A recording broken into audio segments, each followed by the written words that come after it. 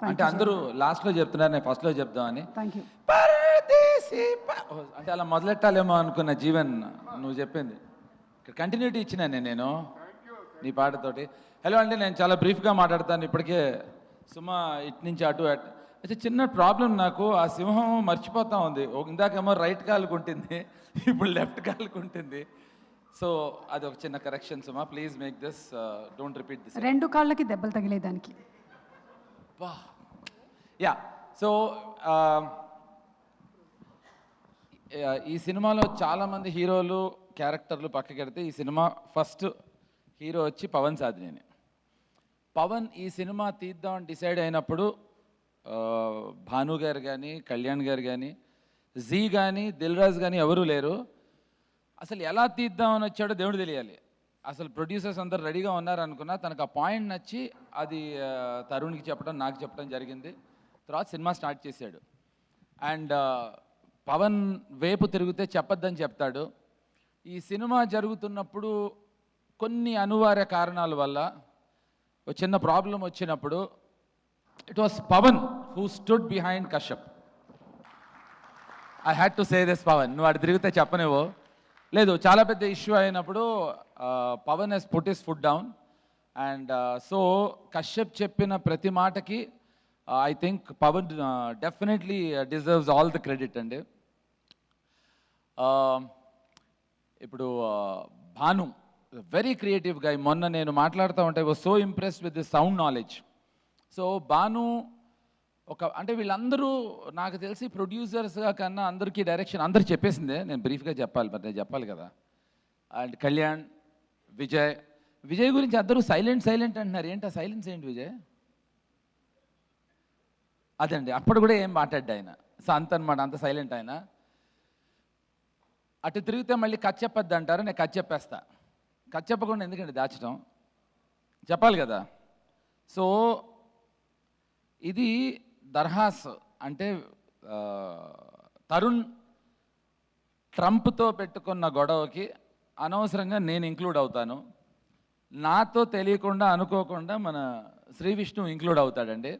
ఇంకో విషయం కూడా నన్ను చెప్పొద్దన్నారండి, కానీ నేను చెప్పాలి ఇప్పుడు. నిన్న రాత్రి పవన్ చెప్తున్నా, చెప్పచ్చా బాను? నిన్న రాత్రి Divya, I hope you know what happened last night. ఇది జోక్ కాదండి, ఇది సిన్సియర్గా చెప్తున్నాను. నిన్న రాత్రి ఈ సినిమా ఆల్మోస్ట్ ఆగిపోయింది అనే ప్రాబ్లం వచ్చిందండి. మే 1కి రిలీజ్ అవ్వదేమో అనే ప్రాబ్లం కూడా వచ్చింది. ఎందుకో చెప్పచ్చా వద్దా? ఏం విష్ణు నువ్వు చెప్తున్నావండి, నువ్వు కోరస్ ఇస్తున్నావా?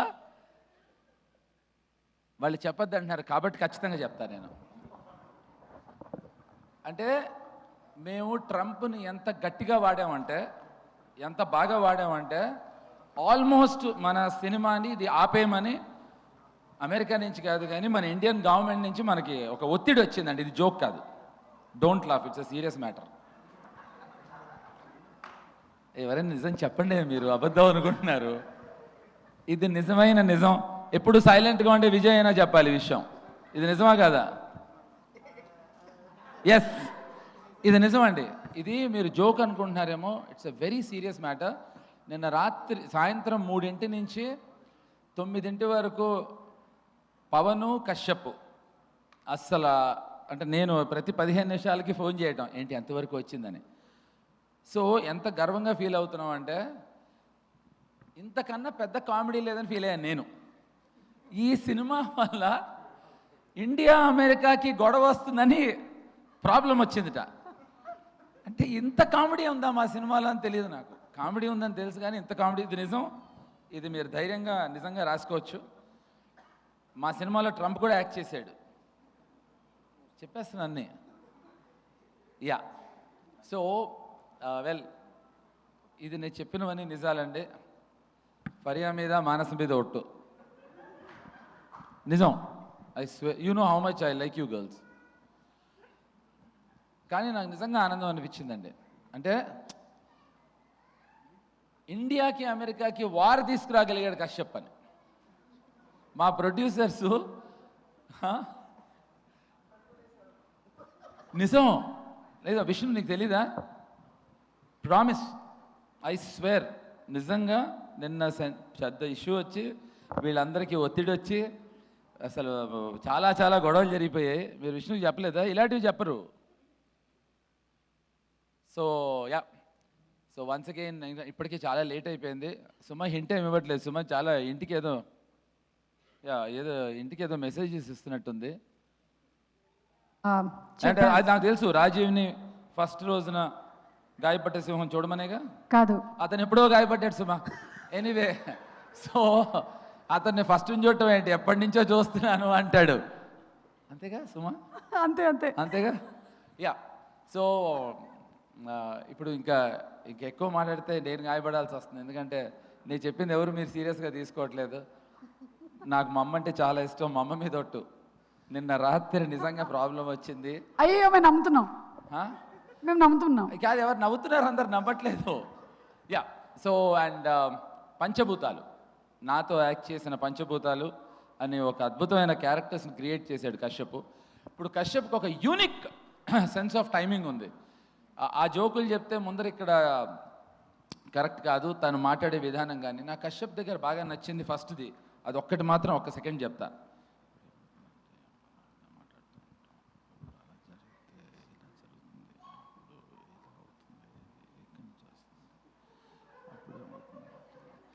ఇలా మాట్లాడతాడండి.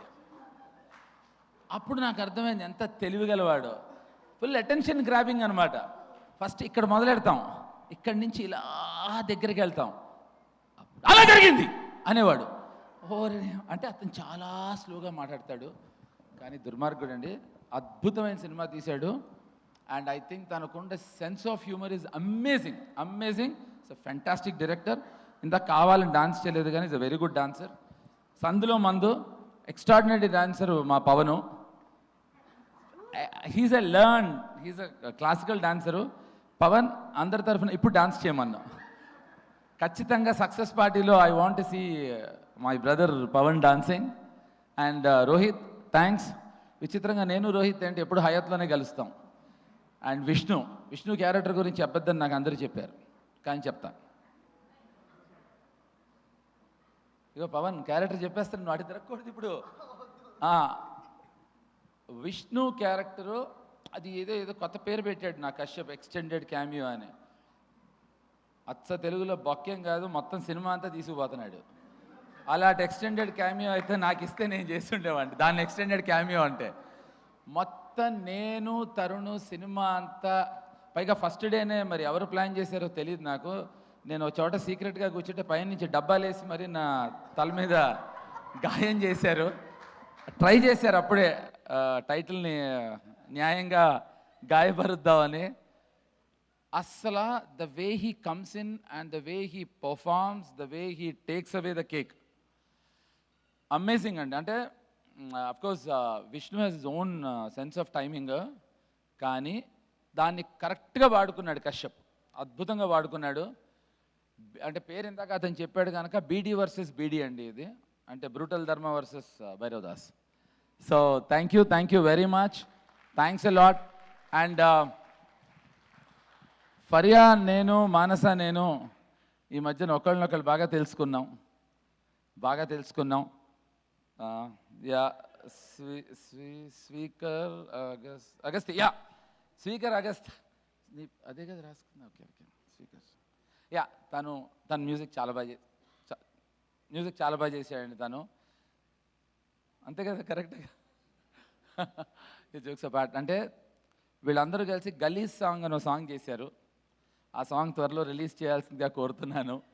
స్పీకరు, మా Faria and Kashyap. So guys thank you so very much, thanks a lot.